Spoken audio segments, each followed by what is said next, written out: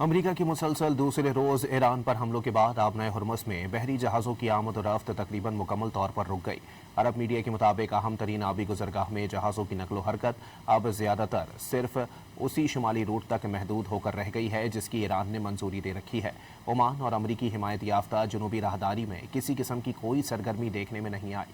Bloomberg کا کہنا ہے کہ کشیدگی کے باعث گزشتہ 24 گھنٹوں کے دوران امریکی پابندیوں کے شکار صرف ایک سپر ٹینکر اور ایک ایرانی پرچم بردار مال بردار جہاز کو آبنائے ہرمز عبور کرتے دیکھا گیا۔ عالمی شپنگ ڈیٹا نے صورتحال کو حالیہ دنوں کے مقابلے میں انتہائی غیر معمولی قرار دے دیا۔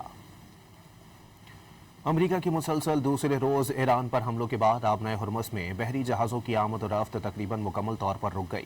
عرب میڈیا کے مطابق اہم ترین آبی گزرگاہ میں جہازوں کی نقل و حرکت اب زیادہ تر صرف اسی شمالی روٹ تک محدود ہو کر رہ گئی ہے جس کی ایران نے منظوری دے رکھی ہے۔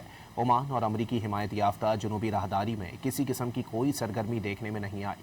بلومبرگ کا کہنا ہے کہ کشیدگی کے باعث گزشتہ 24 گھنٹوں کے دوران امریکی پابندیوں کے شکار صرف ایک سپر ٹینکر اور ایک ایرانی پرچم بردار مال بردار جہاز کو آبنائے ہرمز عبور کرتے دیکھا گیا۔